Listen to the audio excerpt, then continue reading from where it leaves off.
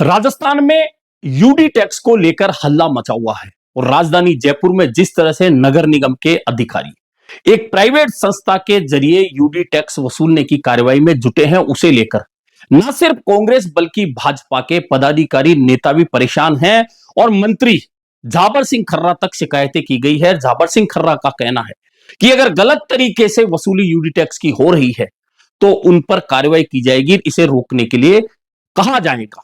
लेकिन क्या ऐसा हो रहा है?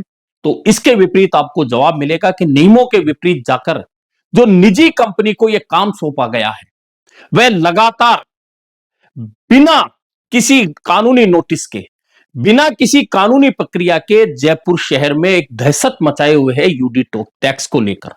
और खुद भाजपा के पदाधिकारी नेता पार्षदों ने जाकर राज्य के मंत्री जो यूडीएच के हैं झाबर सिंह खर्रा से मुलाकात की है, तमाम तथ्य बताए हैं और खुद मंत्री ने यह कहा है कि अगर यह गलत हो रहा है तो इस पर मैं रोक लगवाऊंगा। लेकिन मंत्री ऐसा करने में विफल हुए हैं।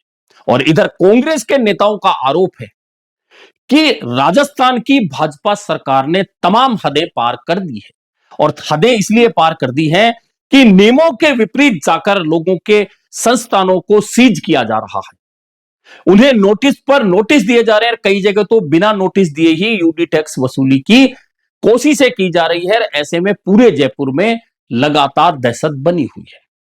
और कांग्रेस के नेता प्रताप सिंह खाचरियावास का कहना है कि यूडी टैक्स की वसूली को लेकर भाजपा की सरकारें तमाम हदें पार कर चुकी है। लोगों को काम नहीं करने दिया जा रहा, लोगों के घरों पर नोटिस चिपका दिया जाता है, 3 गुना नोटिस चिपका दिया जाता है, उन्हें डराया जाता है, धमकाया जाता है और इस तरह से यूडी टैक्स की वसूली लगातार जयपुर में हो रही है। UD tax, urban development tax, और बीजेपी की सरकार ने तो हद पार कर दी। बिना सोचे समझे प्राइवेट कंपनी जो कह रही है वो मान रही है। राजधानी जयपुर में, पूरे राजस्थान में जहां जहां अर्बन डेवलपमेंट टैक्स लागू है बड़ी सिटीज में, वहां परेशान किया जा रहा है। जयपुर में तो रिकॉर्ड टूट गए, मकान सीज कर दिए, दुकान सीज कर दी, नर्सरी सीज कर दी, विवाह स्थल सीज कर दिए। तो भाई साहब ऐसे कोई मारोगे क्या लोगों को? आप गलत नाम से नोटिस देते हैं, नाप करते नहीं है। अगला आदमी जाकर कह रहा है कि ये जो स्पैरो कंपनी है इसका तो काम तो टाइम तो पूरा हो गया। जब स्पैरो कंपनी का टाइम पूरा हो गया तो आप वसूली नहीं कर सकते। यदि कोई शिकायत कर रहा है, वापस नाप की डिमांड कर रहा है, पहले नाप करो, चेक करो आपने उसको गलत नोटिस दिया है और वो कह रहा है आपने गलत नाम से नोटिस दिया, पैसे क्यों देगा? सरकार ये चाहती है प्राइवेट कंपनी से के साथ मिलकर राजस्थान की भाजपा सरकार ये बता दे इस स्पैरो कंपनी से बीजेपी सरकार के क्या रिश्ते हैं, सरकार का क्या इंटरेस्ट है। लोगों को तंग कर रहे हैं यूडी टैक्स के नाम पर। पहले हमने हाउस टैक्स खत्म किया था कांग्रेस की सरकार ने, तब वसुंधरा जी की सरकार ने ये यूडी टैक्स लगाया था। अब यूडी टैक्स के नाम पर जबरन जुल्म किया जा रहा है जयपुर के लोगों पर और राजस्थान में बड़े शहरों में। यूडी टैक्स में मनमानी और जबरन वसूली नहीं करने देंगे। प्राइवेट कंपनी के साथ मिलकर सरकार के लिए जो लोग जो गलत काम कर रहे हैं उसको लेकर सड़कों पर आंदोलन किया जाएगा। मंत्री अब आगे क्या करेंगे नहीं करेंगे अलग बात है, लेकिन समस्या यह नहीं है। समस्या यह है जो असल जड़ में जाकर देखा गया तो यूडी टैक्स की वसूली इसलिए हो रही है कि जयपुर नगर निगम की माली हालत बहुत खस्ता है। और माली हालत खस्ता का मतलब जयपुर नगर निगम का जो बजट है, क्योंकि 2 नगर निगम थे, दोनों नगर निगम में लगभग 15 से ज्यादा प्रतिशत का घाटा, यानी कि डेफिसिट, वित्तीय घाटा जो होता है वार्षिक, वह है। और अगर नगर निगम को काम करना है, कर्मचारियों को तनख्वाह देनी है, छोटे मोटे विकास के काम लगातार जारी रखने हैं, तो उसके लिए पैसे की आवश्यकता होती है। और पैसे की आवश्यकता होती है तो सरकार की ओर से मिलने वाली जो मदद होती है उसके बजाय नगर निगम को कह दिया गया है कि अपने वित्तीय संसाधन खुद को जुटाने चाहिए। लेकिन नगर निगम के पास में अपने वित्तीय संसाधन बहुत सीमित हैं। उनमें यूडी टैक्स एक ऐसा संसाधन है जिसके जरिए नगर निगम पैसा जुटाता है। और बहुत यह भी सही है कि बहुत सारी बड़ी बड़ी संस्थानें, बड़ी बड़ी बिल्डिंगों के मालिक कई सालों तक यूडी टैक्स नहीं चुकाते, और नहीं चुकाते तो वह लाखों करोड़ों में टैक्स हो जाता है, जिनमें अस्पताल भी होते हैं, जिनमें कॉलेज स्कूल भी होते हैं, जिनमें अन्य व्यावसायिक कॉम्प्लेक्स भी होते हैं।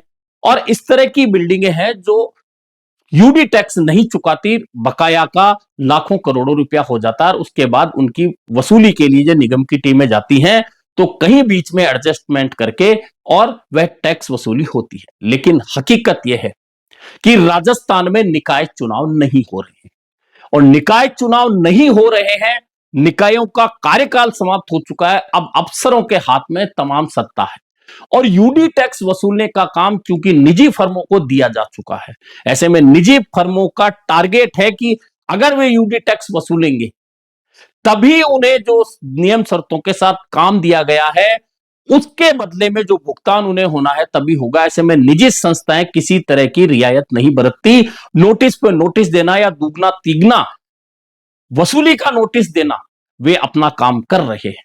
लेकिन असलियत यह है कि राजस्थान की छोड़िए जयपुर नगर निगम पर कहा जा रहा है कि इस समय 600 करोड़ रुपए का घाटे में जूझ रहा है। यह एक मौखिक आंकड़ा सामने आया है, असल आंकड़ा हो सकता है इससे ऊपर नीचे थोड़ा बहुत हो।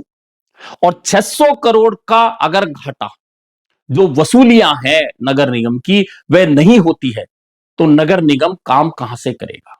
और स्थिति यही है कि कामकाज के लिए नगर निगम पैसा कहां से लाएगा, क्योंकि सरकार से मिलने वाली मैंने कहा वित्तीय सहायता बहुत सीमित होती है और बाकी नगर निगम को अपने संसाधनों से जुटाना होता है। और मजेदार बात यह है क्योंकि पार्षदों का कार्यकाल पूरा हो चुका है, निकाय में बोर्ड नहीं है। जयपुर नगर निगम पहले 2 थे, अब 1 हो चुका है, 150 वार्ड हो चुके हैं 250 के मर्ज करने के बाद में। अब जो सत्ता के नजदीक यानी सत्ता के साथ में जो पार्षद थे उनके क्षेत्रों में चूंकि वे निवर्तमान पार्षद है तो जनता काम कराने उन्हीं के पास आ रही है। वे अपना काम लेकर जैसे ही नगर निगम जाते हैं तो अधिकारी स्पष्ट रूप से उन्हें बोल देते हैं कि नहीं हो सकता, नहीं इसलिए हो सकता कि हमारे पास पैसा नहीं है, सरकार ने कह दिया है कि आपका जो वित्तीय घाटा है उसे पाटने के लिए आपको अपने वित्तीय संसाधनों को बढ़ाना होगा या वसूली बढ़ानी होगी, तभी जाकर पिछले जो काम चल रहे हैं छोटे मोटे वे पूरे हो पाएंगे, अन्यथा नए काम नगर निगम की ओर से लगभग बंद कर दिए गए हैं। और इसकी अगर बानगी आपको देखनी हो तो आप देख सकते हैं कि इन दिनों नालों की सफाई, सीवर की सफाई का काम बहुत सारी जगह आपको देखने को मिल रहा होगा।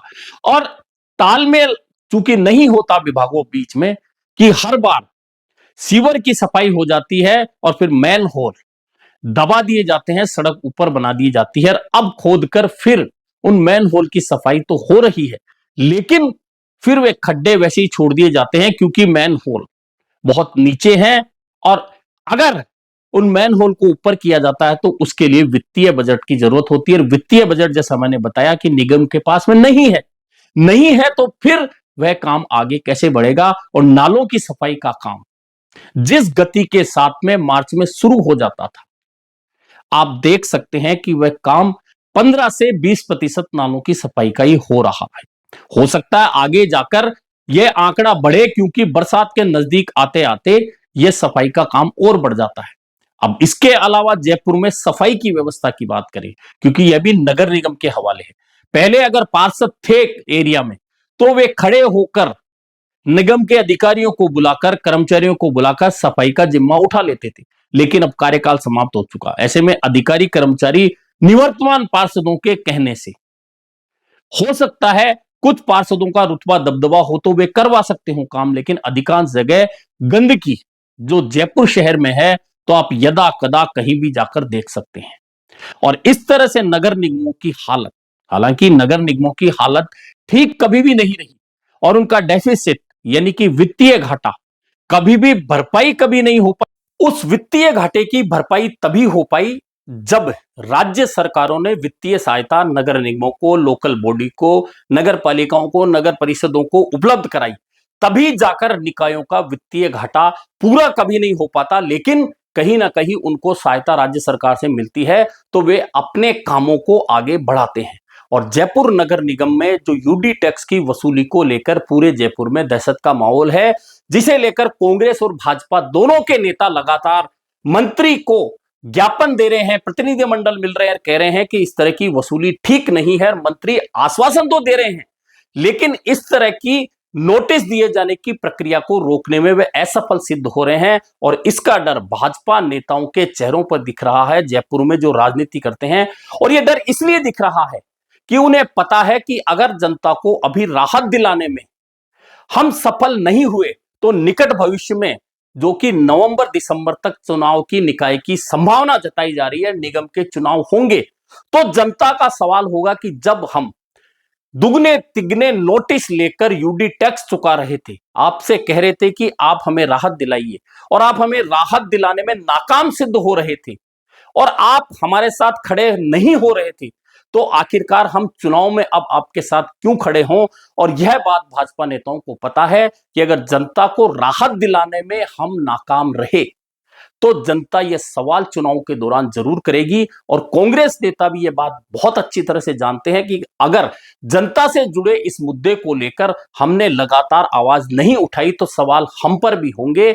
ऐसे में कांग्रेस के नेता भी भाजपा सरकार पर लगातार यूडी टैक्स की वसूली के मामले को लेकर निशाना साध रहे हैं, हमलावर हो रहे हैं। लेकिन इतना होने के बावजूद जयपुर में यूडी टैक्स की वसूली को लेकर खास तौर पर व्यापारिक संस्थानों में एक डर का माहौल बना हुआ है। और यह डर का माहौल कब तक रहेगा? क्या मंत्री राहत देने में सफल होंगे? सरकार राहत देने में सफल होगी? निगम पर अंकुश होगा? निगम क्या उस निजी संस्थान जो यूडी टैक्स वसूली का काम कर रही है उसे रोक पाएगी? या फिर जयपुर में यूडी टैक्स की वसूली को लेकर इसी तरह का यह डर का माहौल आगे भी बना रह सकता है?